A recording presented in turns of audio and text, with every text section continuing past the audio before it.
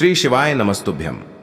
हर हर महादेव। दोस्तों, पूज्य गुरुजी ने अभी अपनी कल की शिव महापुराण की कथा में कामदा एकादशी के दिन किया जाने वाला एक चुटकी हल्दी का एक ऐसा विशेष उपाय बताया है जो उन्होंने आज तक अपनी किसी भी कथा में नहीं बताया है। पूज्य गुरुजी ने कहा कि जब आपके हाथ तंग चल रहे हो, जब रुपये पैसे कहीं से प्राप्त ही ना हो पा रहे हो, जीवन में चारों तरफ से सिर्फ और सिर्फ परेशानियां आ गई हो, उनसे बाहर निकलने का कोई रास्ता ना दिखाई दे रहा हो, तो 8 अप्रैल 2025 मंगलवार एकादशी के दिन कर लेना। एक दीपक और हल्दी वाला यह उपाय होगी। हर मनोकामना पूरी मिलेगी, सभी दोषों से मुक्ति, इतना धन आएगा कि संभाले नहीं संभलेगा। माता लक्ष्मी जी और महादेव जी के आशीर्वाद से पूरे साल धन बरसता रहेगा। दोस्तों, जैसा कि आप सभी लोग जानते हैं कि 8 अप्रैल 2025 यानी मंगलवार को पड़ रही है चैत्र महीने की कामदा एकादशी तिथि।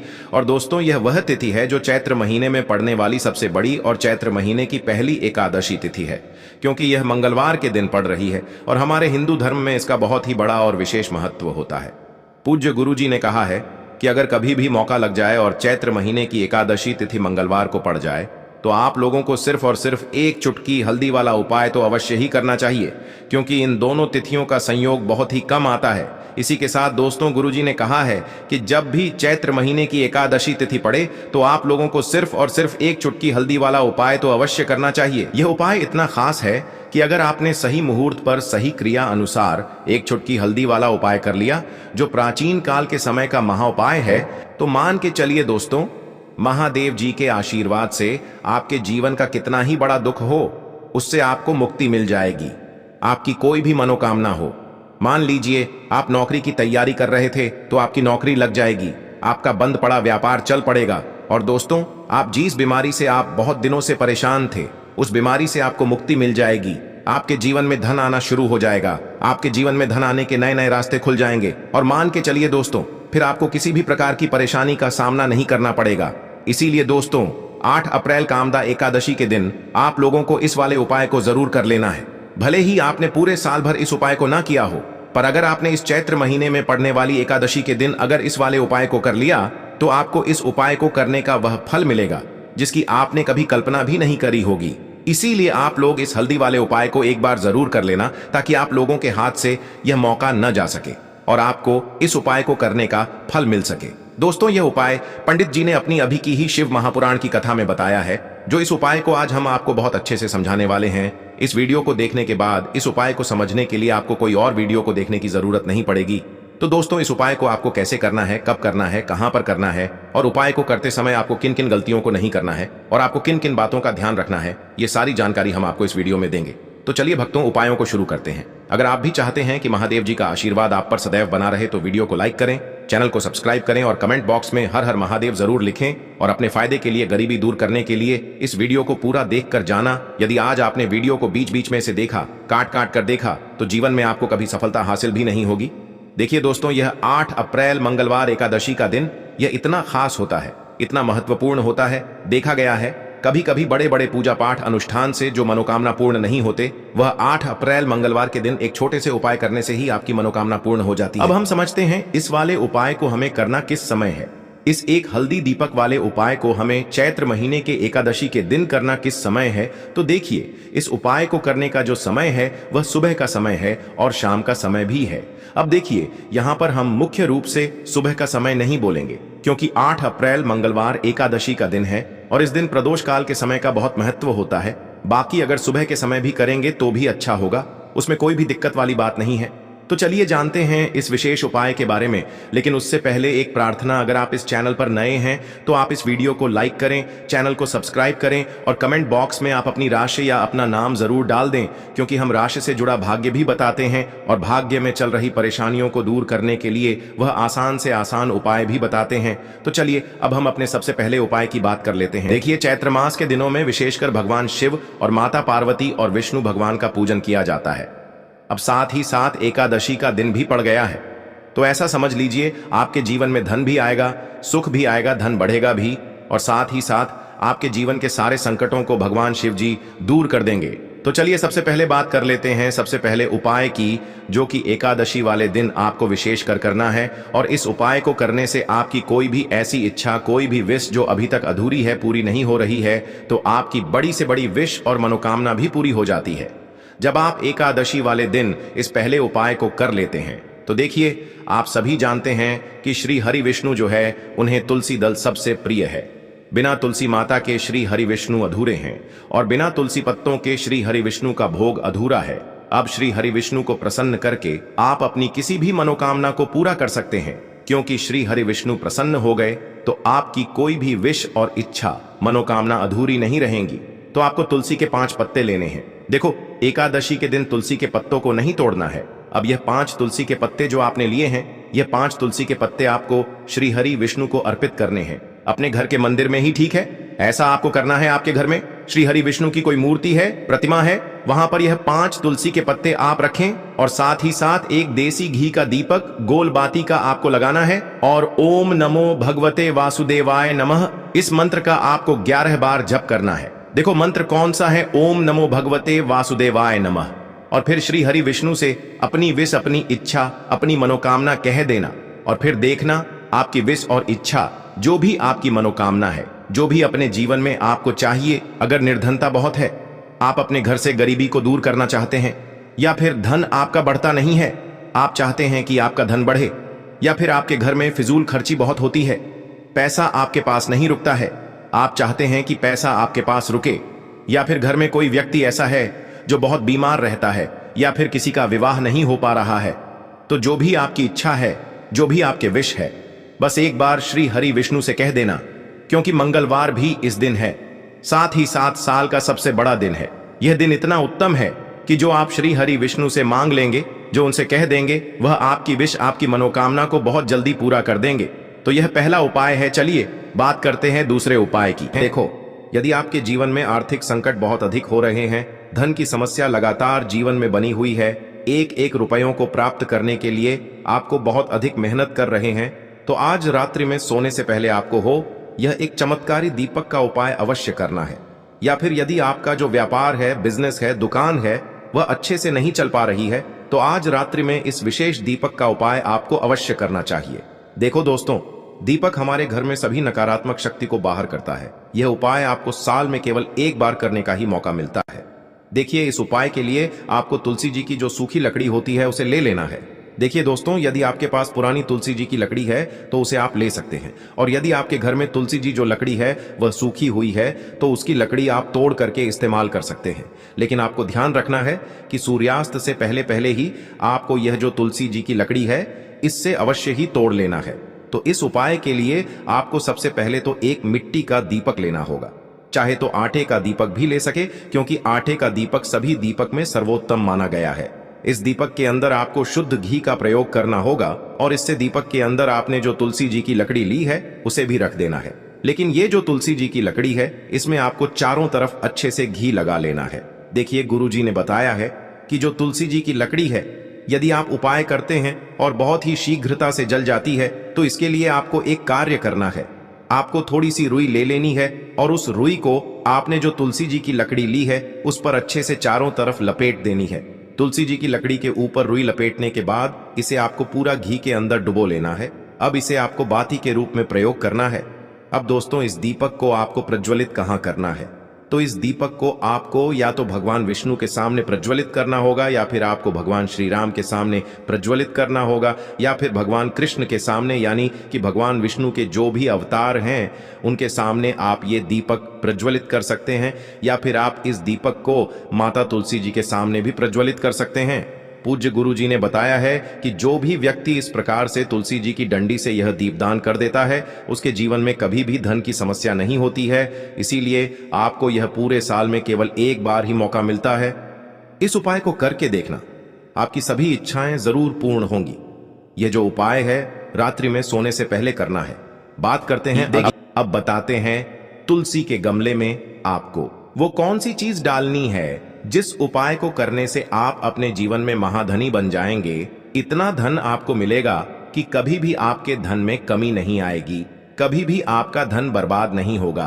आपके पैसे की बर्बादी बिल्कुल आपके जीवन से रुक जाएगी। और जो लोग कहते हैं कि घर में पैसा तो आता है, पैसा रुकता नहीं है और पैसा बढ़ता नहीं है, वृद्धि नहीं हो रही है, उन्हें भी विशेष यह दूसरा उपाय एकादशी वाले दिन जरूर करना चाहिए।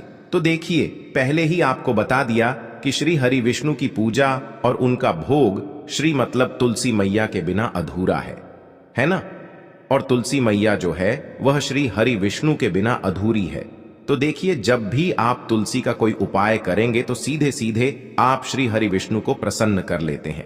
अब व्यक्ति को, यानी जो भी व्यक्ति है, किस व्यक्ति को कितना धन देना है, यह श्री हरि विष्णु के हाथ में होता है। धन देने का काम मां लक्ष्मी करती है, जो कि मां तुलसी का ही एक रूप है। मां तुलसी जो है ये माता लक्ष्मी का ही स्वरूप है ना। तो आपको करना क्या है, आपको लेनी है यहाँ पर हल्दी पिसी हुई, जो कि श्री हरि विष्णु से जुड़ी हुई है, आपके गुरु गृह से जुड़ी हुई है, आपकी कुंडली में गुरु को मजबूत करती है, सुख सौभाग्य को खींचने का काम करती है, धन को बढ़ाने का काम करती है। तो एक चुटकी पिसी हुई हल्दी आपको लेनी है और यह पिसी हुई सूखी हल्दी ही आपको अपने गमले में, तुलसी का पौधा जिस गमले में लगा है उसमें अच्छे से इस हल्दी को डालना है, ठीक है ना। और ओम नमो भगवते वासुदेवाय नमः इस मंत्र का जाप करना है। कितनी बार? कम से कम 11 बार जाप करना है। ओम नमो भगवते वासुदेवाय नमः इस मंत्र का जाप करते रहना और हल्के हल्के से तुलसी के पौधे में आपको पूरे गमले में पिसी हुई हल्दी का छिड़काव करना है। तो देखिए, जो व्यक्ति इस उपाय को एकादशी के दिन कर लेता है, ऐसा समझ लीजिए अपने जीवन से नहीं आने वाली 7 पीढ़ियों के जीवन से निर्धनता और गरीबी को दूर कर देता है। क्योंकि हल्दी जो है ना, ये साधारण नहीं है।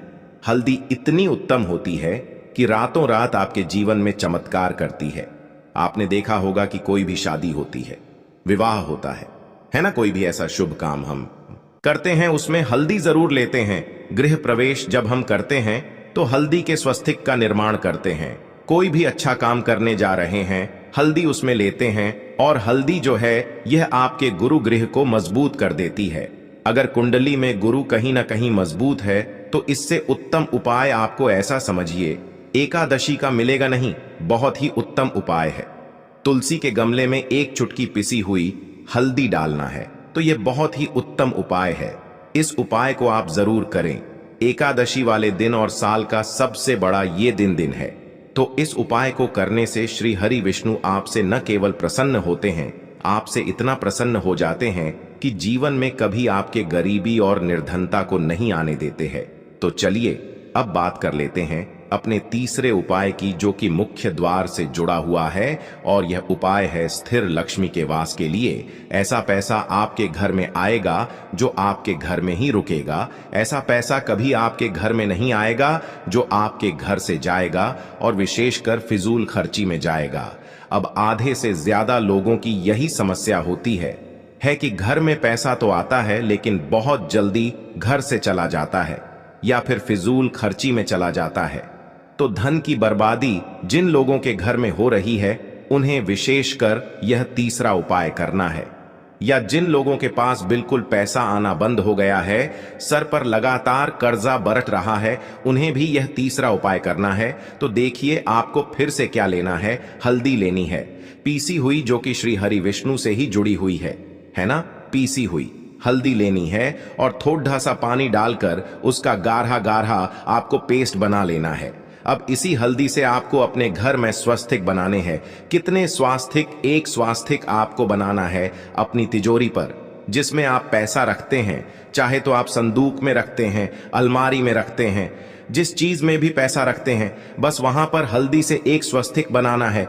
दूसरा स्वास्तिक आपको कहां बनाना है? अपने घर के मंदिर में, है ना। और 2 स्वास्तिक आपको बनाने हैं अपने घर के मुख्य द्वार पर बाहर की तरफ। हल्दी से 4 स्वास्तिक आपको बनाने हैं। 2 स्वास्तिक मुख्य द्वार पर बाहर की तरफ, एक तिजोरी पर, है ना, और एक अपने घर के मंदिर में। बस यह उपाय आपने अगर एकादशी वाले दिन कर लिया तो देखिए जो धन की तिजोरी है उसमें पैसा भरा रहेगा। कभी भी धन की तिजोरी धन से खाली नहीं होगी, क्योंकि जहां पर हल्दी का स्वास्तिक होता है वहां कभी धन की कमी नहीं होती है। हमेशा वहां पर धन की देवी माता लक्ष्मी वास करती हैं, क्योंकि हल्दी किससे जुड़ी हुई है? श्री हरि विष्णु से। और मां लक्ष्मी कहां होती है? जहां श्री हरि विष्णु वास करते हैं। अब बात करें कि आपके घर का मंदिर जो है उसमें अगर आप एक स्वास्तिक बनाते हैं तो आपके घर से ऊर्जा जो है पूरे में ऊर्जा फैलती है ना? तो आपके घर में पॉजिटिव एनर्जी बढ़ती है, सकारात्मक ऊर्जा बढ़ाती है। जब आप अपने घर के मंदिर में हल्दी का स्वास्तिक बनाते हैं, आपके घर से बुरी शक्तियां, नेगेटिव एनर्जी जैसी चीजें बिल्कुल आपके घर में नहीं रुकती हैं। मुख्य द्वार तो इतना उत्तम होता है कि मुख्य द्वार से ही मां लक्ष्मी की नजर सबसे पहले आपके मुख्य द्वार पर ही पड़ती है। और मुख्य द्वार पर अगर आपने हल्दी के स्वस्तिक बना दिए तो मां लक्ष्मी देखते ही प्रसन्न हो जाती है, क्योंकि यह श्री हरि विष्णु से जुड़ी हुई है ना? और हल्दी के स्वास्तिक जहां पर जो व्यक्ति अपने घर के मुख्य द्वार पर बनाते हैं, ऐसा समझ लीजिए मां लक्ष्मी उनके घर में वास करती ही करती है और कभी भी ऐसे घर को फिर छोड़कर नहीं जाती है। स्थिर लक्ष्मी का वास आपके घर में होगा। यह हल्दी के स्वस्तिक वाला उपाय एकादशी के दिन बहुत ही उत्तम है। साथ ही साथ कोशिश करें कि इस दिन गाय माता को हरी घास अवश्य खिलाए और एक पानी का घड़ा भरा हुआ किसी जरूरतमंद को दान जरूर करे। और जो व्यक्ति पक्षियों के लिए पानी की व्यवस्था करता है ना, या फिर घड़े को दान कर देता है, उसके घर कभी भी धन की कमी नहीं होती है। माता लक्ष्मी उनके भंडार भर देती है। अगर आपको वीडियो अच्छा लगा हो तो वीडियो को एक लाइक जरूर करें। हर हर हर महादेव का दिन है और हनुमान जी भगवान शिव के रुद्र अवतार हैं, तो यह उपाय और भी खास हो जाता है। तो ये जो उपाय है विशेषकर आपको हनुमान जी के वहां पर ही करना होगा। देखिए, जब भी आपको ऐसा लगने लगे कि आपके जीवन में जो कर्ज है वह समाप्त ही नहीं हो पा रहा है, दिन प्रतिदिन बढ़ते ही जा रहा है, कष्ट जो है वह दिन प्रतिदिन बढ़ते ही जा रहे हैं, कष्ट जो है वह समाप्त ही नहीं हो पा रही है, यानी कि जीवन में जब भी कोई विपदा आती है, संकट आता है, तो हमें संकट मोचन हनुमान जी के मंदिर में जाना चाहिए। लेकिन यह उपाय बहुत ही खास है। इस उपाय के लिए आपको एक चौमुख दीपक तैयार करना होगा। आपको एक दीपक लेना है, दीपक के अंदर 4 बातियां लगानी है। देखो, बाती के लिए आपको मोली वाला धागा आता है कलावा का, उसकी भी बना सकते हैं, या फिर आप सफेद रुई की जो बत्तियां हैं उन्हें भी बना सकते हैं। अब आपको लेना है एक कटोरी सरसों का तेल, और अब इस दीपक के अंदर या तो आपको चमेली का तेल डालना है, या फिर जो आपने एक कटोरी सरसों का तेल लिया है उसमें आपको सरसों का तेल डालना है। और इसी के साथ में आपको मात्र एक फूल वाली लौंग भी लेनी है। देखिए, अब जो ये दीपक है और लौंग है, इन दोनों का आपको हनुमान जी के मंदिर में लेकर के पहुंचना है। अब सबसे पहले तो ये जो चौमुखी दीपक है, इसे आपको हनुमान जी के सामने प्रज्वलित करना है। दीपक को प्रज्वलित करने के बाद आपको वहीं पर एक बार हनुमान चालीसा का पाठ करना है, या फिर आप आरणमोचक मंगल स्तोत्र का पाठ भी कर सकते हैं। अब आपके पास जो एक फूल वाली लोग है, उनसे आपको अपने सीधे हाथ में रखना है। आपको प्रार्थना करनी है हनुमान जी से कि जीवन की जो भी संकट है, विपदा है, वो सभी आपकी कृपा से दूर हो। और ये जो एक लौंग है, इससे भी आपको उससे चौमुखी दीपक के अंदर डाल देनी है और अपनी मनोकामना बोल देना है। गुरु जी कहते हैं कि कुछ दिनों में ही आपकी सब मनोकामना पूरी हो जाएगी। तो इस प्रकार से ये सुंदर सा और